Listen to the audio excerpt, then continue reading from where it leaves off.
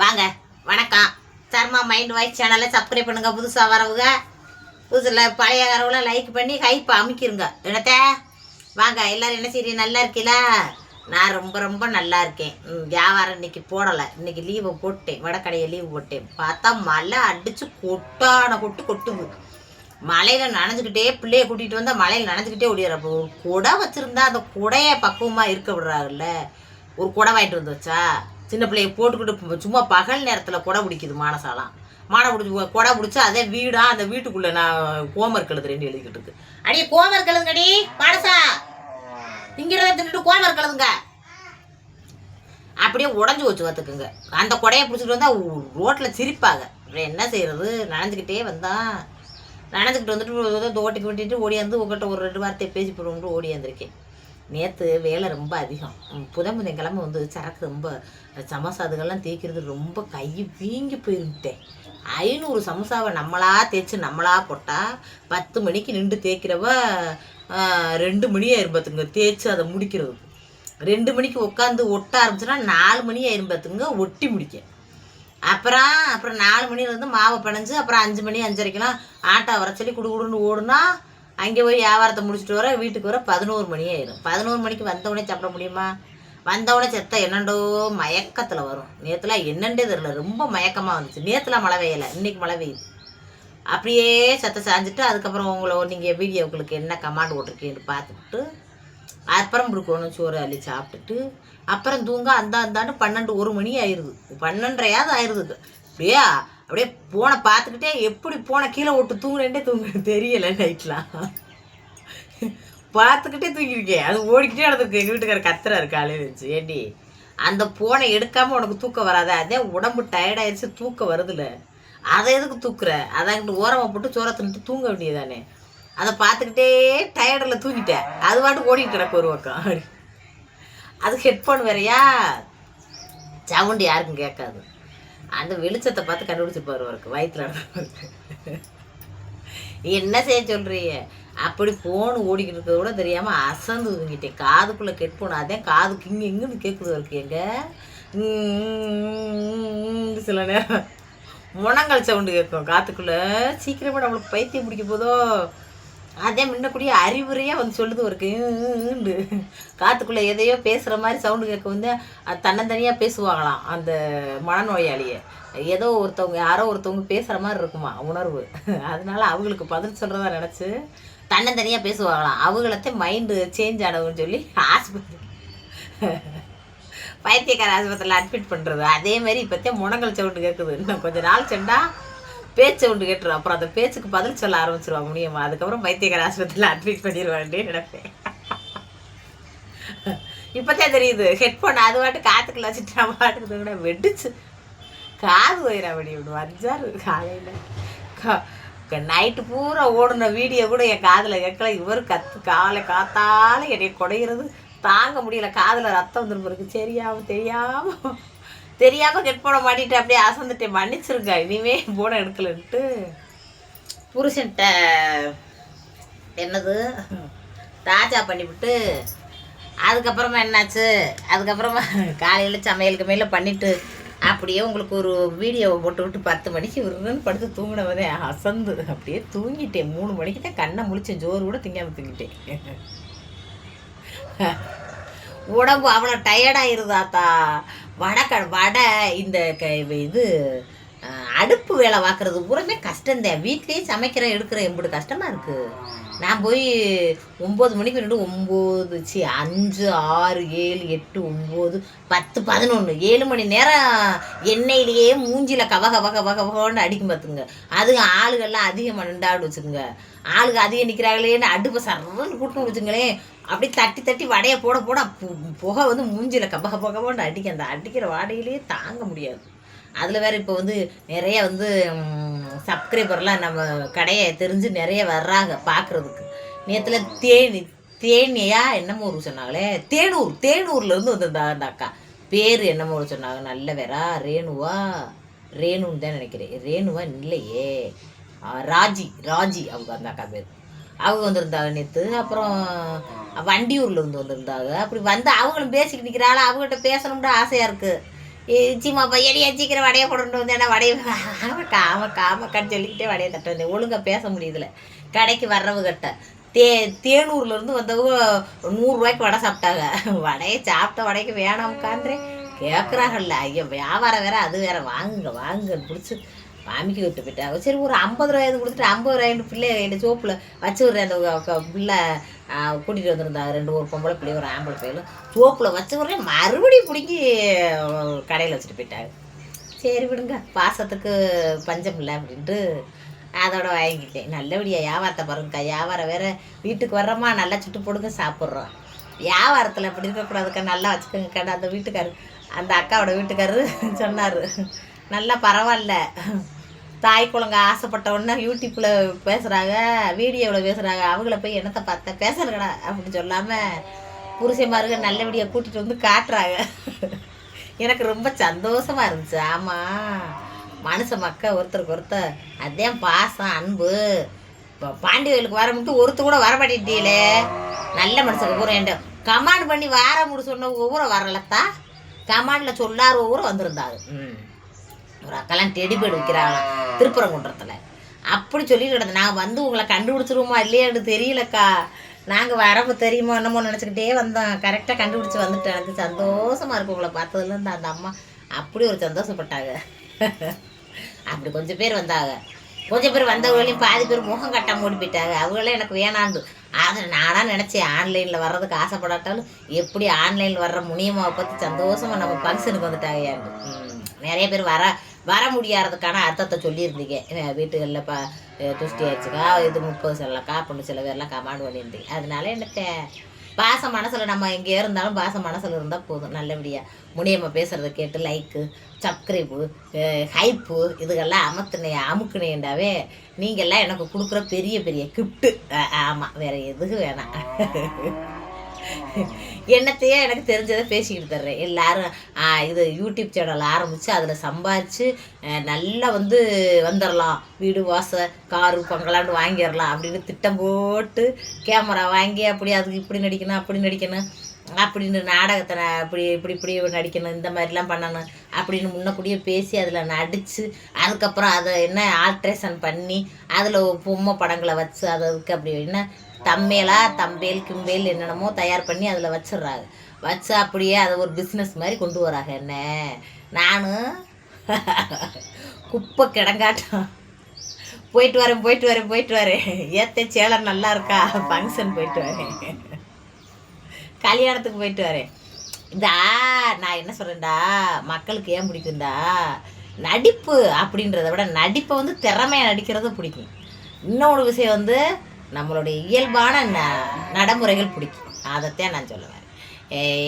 என்னை சேனல் பார்க்குறவங்க எல்லாருமே என்னோடய அனலிஸ்டில் காட்டுறது என்னென்னா, என்னோடய சப்ஸ்கிரைபர் எல்லாருமே அதிக பேர் நியூஸ் சேனல் பார்க்குறவங்க, அதாவது குடும்ப பாங்கான ஒரு இது போடுற அந்த மாதிரி சேனல் பார்க்குறவங்க தான் அதிகமான பேர் என்னை சப்ஸ்கிரைப் பண்ணி பார்க்குறீங்களாம். என்னோடய அனலிஸ்டில் என்னோடய மெயிலில் யூடியூப் எனக்கு அனுப்பிடும் எந்த மாதிரி மக்கள் உங்களை பார்த்துக்கிட்டு இருக்காங்க, உங்களை ரசிக்கிறாங்க, உங்களுக்கு லைக் பண்ணுறாங்க அப்படின்றத எனக்கு தெரியப்படுத்தும் யூடியூப் சேனல். அந்த இது அல்காரதம் அதில் பார்த்தா அதிகமான பேர் நியூஸ் சேனல் பார்க்குறவங்க தான். நியூஸ் சேனல் எந்த மாதிரியான நியூஸாக இருக்கும், உண்மையான ஒரு சம்பவங்கள் நடக்கிற ஒன்றத்தையே எடுத்து போடுவாங்க நியூஸ் சேனலில். என்ன அப்போ உண்மைத்தன்மையை விரும்புகிற ஆட்கள் தான் என்னைய பார்த்துக்கிட்டு இருக்கு. பொய்யா போலியாக நடிக்கிறது, போலியான விஷயங்களை இது பண்ணுறது அது விரும்புகிற ஆளுங்க கிடையாது. என் சேனலை பார்க்குற ஊரம் உண்மையான விஷயங்கள் எங்கெங்கேயும் நடக்கிற விஷயங்களை பார்க்குற மக்கள் தான் பார்த்துக்கிட்டு இருக்கே. அப்படித்தான் என் மனசுக்குள்ள தோணிக்கிறோம். அப்படித்தான் நினச்சிக்கிட்டு நம்ம என்ன நடக்குதோ அதை சொல்லணும். சும்மா எதையும் நம்ம வாட்டுக்கிட்டு கட்டியோ எகடாசி வெண்ணியோ நம்ம வீடியோ போட தேவையில்லை. ஒருத்தவங்க நடிச்சு போடுறாங்க, புருஷனை நங்கு 4 குத்தி போடுறாங்க, என்னையா என்ன அப்படின்னு போடுறாங்க. அதெல்லாம் நம்மளுக்கு தேவையில்லை. நம்ம குடும்பத்தில் நம்ம சின்ன அப்பாவை எப்படி பேசுகிறோம் அதே இது, நம்ம குடும்பத்தில் நம்ம நாற்று நாட்டை எப்படி நடந்துக்கிறோம் அதே இது, நம்ம குடும்பத்தில் நம்ம அம்மா நம்மகிட்ட எப்படி நடந்துக்கிறது அதை எடுத்து போடுவோம்னு என் மனசுக்குள்ள தெரிவிக்கிட்டு அப்படி அது எங்களுக்கு ஒரு ஐடியாவுக்கு தான் யூடியூப் சேனல் நம்மளுக்கு காட்டுது உங்களை எந்த மாதிரியான மக்கள் பார்க்குறாங்க அப்படின்னு. அந்த மாதிரி பார்த்துக்கிட்டு ஓடிக்கிட்டு இருக்கோம். நல்லபடியாக நீங்களும் லைக்கு கைப்பு போட்டு கொடுங்க. கோவப்படுறீங்களாம் நினைக்காதீங்க, கமாண்டை பார்த்துக்கிட்டு கோவப்படுறீங்களாம் நினைக்காதீங்க. கோபம்லாம் கிடையாது. பதில் சொல்லணும்ல, என்னோட தரப்பு பதிலையும் உங்களுக்கு சொல்லணும்ல, நியாயத்தையும் சொல்லணும்ல. ரோசை வர்ற நீலாம் எதுக்கு வீடியோ போடுற, ரோசைப்படுற அப்படின்னு ஒருத்தர் கமாண்டு. ரோசம் என்ன ரோசம்? ரோசமான வெக்கம் சூடு சொரணம் இல்லாமல் மனுஷன் உலகத்தில் வாழ்றது இருக்காங்களாக்கும். அப்படிலாம் வாழலாமா? அப்படி வாழவும் கூடாது. அதெல்லாம் வேணும் இல்லை. அப்படி எனக்கு எதுக்குமே கிடையாது. நீங்கள் என்ன கழுவி ஊற்றினாலும் குனிஞ்சு வாங்கிக்கிருவேன் அப்படின்லாம் கிடையாது. தப்புன்னா தப்பை ஏற்றுக்கிடுவேன். தப்பு சொல்கிறாங்க, சேலையை சரியாக கட்டணும், ஓர சைடு தெரியாமல் கட்டணும் அப்படின்ற எண்ணத்தை உருவாக்கிக்கிடுவேன். ரைட்டுண்டா ஏன் இதில் என்ன இருக்குது போட்டா என்ன அப்படின்னு கேட்பேன். என்னத்தை அதில் கோவம் என்ன, ரோசம் மானம் ஜூடு சொரன்னுக்கிட்டு வீடியோ என்ன போடுறேன்? வீடியோ என்ன நானாத்தே போடணும்னு போட்டேன். என்ன பெத்தாரு போட்டு விட்டாரு, நான் பெத்த சிங்க குட்டி போட்டு விட்டாரு. என்னத்தையே மக்கள் ஊரா கல்யாண கதையை சொன்ன உடனே கல்யாண கதை நல்லா இருக்குன்னு 50 பேரும் பார்த்தேன். அப்புறம் எல்லாரும் வெகுளியாக சொல்கிறேன், எல்லா விஷயத்தையும் சொல்கிறேன்ட்டு. ஒருத்தர் தான் சிங்கப்பூரில் இருக்கார், அவர் பேர் எனக்கு தெரில, சிங்கப்பூரில் வேலை பார்க்குறாரு. அவர் தான் சொல்லியிருந்தார், நீங்கள் உங்கள் வீடியோவில் இதை தலைப்பை பார்த்தோம்னா ஆத்தாடி என்ன இப்படி தலைப்பு வச்சுருக்காங்க அப்படின்னு அதில் போய் பார்த்தேன். ஆனால் அதில் எந்த ஒரு அசிங்கமான வார்த்தைகளும் எதுவுமே இல்லை. நல்ல ஒரு இதாக இருந்துச்சு. 4 பேர்த்துக்கு நானும் அதை என்ன காட்டுனேன் அப்படின்றாரு. அனுப்பி பாருங்கன்னு சொல்லி காட்டுனேன்றார். அந்த மாதிரி என் மனசில் இருக்கிறத நான் சொல்கிறேன், நடந்ததை சொல்கிறேன். என்ன அதில் எந்த அசிங்கமும் எந்த இதுவும் நடிப்பும் கிடையாது. அதை பார்த்துக்கிட்டே மனுஷ மக்கள் நீங்கள் லைக்கு போட்டீங்க பார்த்துட்டு, சரி நீங்கள் லைக்கு போடுறீங்களா இன்னும் விடாமல் பேசி உங்கள்கிட்ட பேசிட்டு கிடப்போம்னு பேசிக்கிட்டு கிடக்கேன். அப்புறம் சில பேர் கேட்டிருந்தீங்க பிரசவத்துக்கு முன்னாடி பின்னாடி இதை பற்றி சொல்லுங்கக்கான்னு சொல்லியிருந்தீங்க. பிரசவத்துக்கு முன்னாடி பின்னாடி என்ன தெரியாதவங்களுக்கு தெரிஞ்சுக்கிடுவான்னு ஒரு ரத்தவை கமாண்ட் பண்ணியிருந்தாங்க. ஒரு பேசுகிற பேச்சிலே ஒரு கருத்தையும் சொல்லிட்டு போயிடுவான்னுட்டா கடைசி கட்டமா இஞ்சவர்த்த. இது பிரசவத்துக்கு முன்னாடி பின்னாடின்றது குழந்தை பெறதுக்கு முன்னாடி நம்ம என்ன சொல்கிறது, முத தலைப்பிரசவக்காரர்களுக்கு எதுவுமே ஒன்றுமே தெரியாது.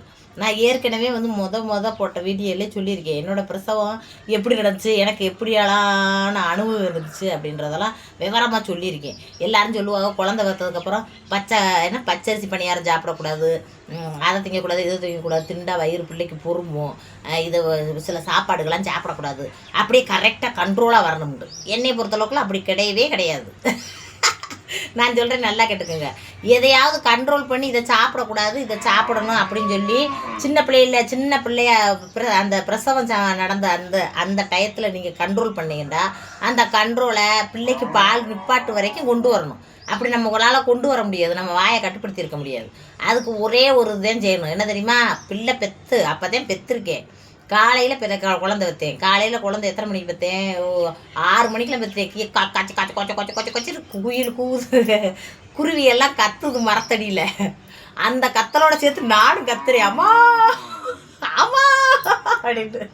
சி பாய மூடு, எதுக்கு இது மூடு பெரிய கத்துற? நீ கத்துறதை பார்த்தா தலைப்பிரசவத்துக்கு வந்த ஊரை பயப்பட போகிறான். நானும் தலைப்பிரசவம் தானே, நரசு சொன்னது. வாய மூடு, வெக்கமா இல்லை அப்படி கத்த உனக்கா?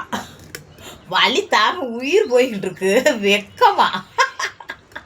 வெக்கமா இல்லை உனக்கு கத்தன்றாங்க. ஆம்பளையாளுக்கு ஊரை இருக்காங்களாம், கத்தக்கூடாது போவாங்கிட்டு அப்படின்னு. அந்த வலி வர்ற டைம் கொஞ்ச நேரம் அந்த 1 நிமிஷம் கேப்பில் வலியை நிப்பாட்டலைன்னு உசுறுதான் போயிடும். கடவுள் அந்த 1 நிமிஷம் உயிரை மறுபடியும் கொடுக்கும். 1 நிமிஷம் அந்த மாடு வேற கத்துது என்னைய மாதிரியே. 1 நிமிஷம் அப்படியே வலி விட்ட விட அப்போ அப்படியே விடுங்கப்பா அப்படியே தூங்கிடுவோம் அப்படின்னு தோணும். அத்தாடி முருகா இதோட விட்டுருக்கடா தூங்கிடுறேன் அப்படின்னு வரும். வலி விட்டுருச்சு அப்படின்னு அப்படியே கண்ணாசு மறுபடியும் ஒரு உருட்டி வயிறு அப்படியே உருட்டி வலிக்குமுங்க. வயிறு அப்படியே பிறலும் பார்த்துக்குங்க, பிறண்டு வலிக்கும்ல. ஆத்தாடின்னு கத்துவேன் நான், கத்துறேன். குயில் குருவி எல்லாம் சேர்த்து கத்துது.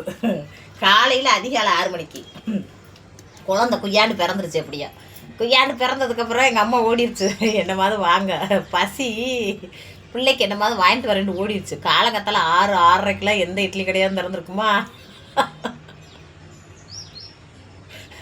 என்னைய கொண்டு போய் பெட்டில் போட்டாங்க. போய் போட்ட உடனே பிள்ளையெல்லாம் கேட்கல, என்ன உள்ள விறந்துச்சுன்னு கேட்கல, ஏது உள்ள விறந்துச்சு தலை பிள்ளைக்கு கேட்கல.